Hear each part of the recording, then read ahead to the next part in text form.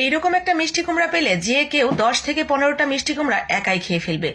এতটাই মজার এবং এত সুন্দর দেখতে, প্রথম দেখাতেই এই পিঠার প্রেমে পড়ে যাবে। চলছে বিয়ের মৌসুম, বিয়ের ডালা কিংবা হলুদের ডালা সাজাতেও কিন্তু রাখতে পারেন এই পিঠাটি। এছাড়াও যে কোনো মেহমানদারিতে এই পিঠা মেহমানের সামনে দিলে একেবারে খুশি হয়ে যাবে, আপনার প্রশংসায় পঞ্চমুখ হয়ে যাবে। আমি পুর বানানোর জন্য প্রথমে নারকেলটা ভেঙে নিলাম, নারকেলটা কুড়িয়েও নিয়েছি। কোড়া নারকেল দিয়ে দিলাম কড়াইতে, সাথে দিয়ে দিলাম খেজুরের গুড়, আখের গুঁড়ো দেওয়া যাবে। খেজুরের গুড়ের সাথে দিয়ে দিলাম অল্প একটু লবণ এবং একটা এলাচের গুঁড়া। সামান্য একটু পানি দিয়ে অনবরত নাড়তে থাকবো। নাড়া বন্ধ করা যাবে না, এভাবে নাড়তে নাড়তে একটা সময় এরকম পাক হয়ে যাবে। নরম পাকে রেখে দিলাম নামিয়ে। এখন ওই কড়াইটাতেই না ধুয়ে দিয়ে দিয়েছি গরুর দুধ, পাউডার দুধও গুলিয়ে দেওয়া যাবে। সাথে দিয়েছি স্বাদ মতো লবণ, আর দিয়েছি মিষ্টির জন্য চিনি। মিষ্টির জন্য চিনিটা আপনারা বুঝে দিবেন কতটুকু খাবেন। রং হিসেবে আমি এখানে ব্যবহার করেছি জর্দা রং, মিষ্টি কুমড়ার কালারটা আনার জন্য। জর্দা রং দিয়ে দিবেন আপনাদের পছন্দ অনুযায়ী, কতটুকু কালার কম বেশি করতে চান সেই অনুসারে। তারপরে ওই লিকুইডটা আপনার ফুটে উঠেছে যখন দুধটা, ঠিক তখন আমি এখানে দিয়ে দিলাম আতপ চালের গুঁড়া। আতপ চালের গুঁড়া দিয়ে এভাবে আমি নেড়ে চেড়ে কিছুক্ষণের মধ্যেই ডোটা তৈরি করে নিলাম। এখন ডোটা ঠান্ডা হওয়ার জন্য ওয়েট করব।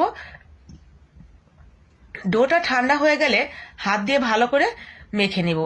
এই ডোটা কিন্তু খুব বেশি শক্ত ডো করা যাবে না, তাহলে আপনি যখন পিঠাটা তৈরি করতে যাবেন তখন কিন্তু ভেঙে যাবে। এই কারণে একটু নরম নরম করেই ডোটা তৈরি করবেন। তো আমার ডোটা কিন্তু খুব সুন্দর স্মুথলি হয়ে গেছে। এখন চলেন আমি কিভাবে পিঠাটা তৈরি করেছি সেটা দেখাই। পিঠাগুলো আমি একই রকম সাইজের করে নেব, এই কারণে আগে থেকেই একই সমান করে আমি লেচি কেটে নেব মিষ্টি কুমড়াগুলো। তো মিষ্টি কুমড়াগুলো যেই সাইজের করবেন সেই অনুসারে লেচিগুলো কেটে নেবেন।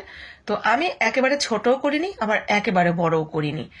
এখন ওই লেচিগুলোকে হাতের সাহায্যে এইভাবে ছোট ছোট করে বাটি তৈরি করে নেব। বাটিটা তৈরি করার সময় খেয়াল রাখবেন চতুর্দিকে যেন একই সমান হয়, মানে পাতলাটা কোনো জায়গায় মোটা কোনো জায়গায় পাতলা, এরকম হলে কিন্তু দেখতে অসুন্দর লাগবে আর খেতে গেলেও দেখা যাবে খারাপ লাগবে। তারপরে যেই নারকেলের পুরটা রেখেছিলাম আমি একই সমান করে প্রত্যেকটা পুর ওইভাবে শেপ দিয়ে নিয়েছিলাম গোল গোল করে। তারপরে ভেতরে বসিয়ে দিলাম। এখন এই জয়েন্টের এই পাশটা খুব ভালো করে জয়েন করে দিতে হবে। তারপরে হাত দিয়ে গোল শেপ দিয়ে নিলাম। এখন যেই পাশে জয়েন্ট করেছিলাম তার ঠিক বিপরীত পাশে আঙুলের সাহায্যে একটা জায়গায় চ্যাপটা করে নিয়েছি। একটা চামচের সাহায্যে এইভাবে মিষ্টি কুমড়ার মতো গায়ে দাগ কেটে নিয়েছি। দাগগুলো আপনারা 5টা 6টা 7টা ইচ্ছে মতো দিয়ে নিতে পারবেন, যে যেমন চান। তারপরে মিষ্টি কুমড়ার বোটাটা বোঝানোর জন্য আমি একটা লবঙ্গ ব্যবহার করেছি। ব্যাস হয়ে গেল আমার অসাধারণ সুন্দর দেখতে মিষ্টি কুমড়া।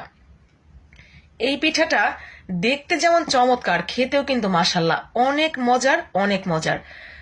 তো আমি আরো কয়েকটা পিঠা আপনাদের বানিয়ে দেখাই যদি কারো বুঝতে অসুবিধা হয়।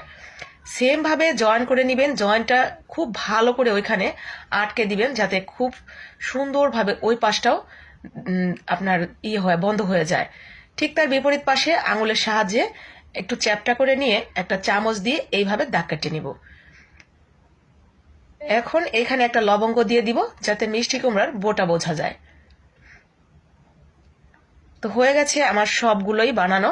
সবগুলো পিঠা তো বানিয়ে নিলাম, চলেন এখন পিঠাগুলোকে সিদ্ধ করার পালা। সিদ্ধ করার জন্য কড়াইতে আমি আগে থেকে পানি বসিয়ে রেখেছিলাম। উপরে জালিযুক্ত একটা পাত্র দিয়ে পিঠাগুলো দিয়ে দিয়েছি, মানে মিষ্টি কুমড়াগুলো। এখন ঢেকে দিলাম। 8 থেকে 10 মিনিট পরে দেখেন কি মনে হচ্ছে, প্রথম দেখাতেই ভালো লাগা তৈরি হয়ে গেল না? আমার তো এই ঢাকনা খুলেই এত সুন্দর শাইনি চকচকে একটা কালার দেখে মন ভালো হয়ে গেছে। এতক্ষণ যা কষ্ট করেছি এই পিঠাটা পারফেক্ট হওয়াতে কষ্ট একেবারে নিমিষেই উধাও। ঠান্ডা হওয়ার পরে কালারটা আরো সুন্দর হয়ে গেছে, আরো বেশি চকচক করছে। আর এত সুন্দর নরম এবং এত মজার হয়েছিল না পিঠাটা, দেখেন একটা ভেঙে দেখালাম আপনাদের ভেতরে, এত সুন্দর। তো দেখেই যদি ভালো লাগে আর খেতেও ইচ্ছে করে, কাউকে খাওয়াতেও ইচ্ছে করে, তাহলে চট করেই বানিয়ে নেবেন। আজকে তো রাতই হয়ে গেছে, কালকেই না হয় বানিয়ে নেবেন।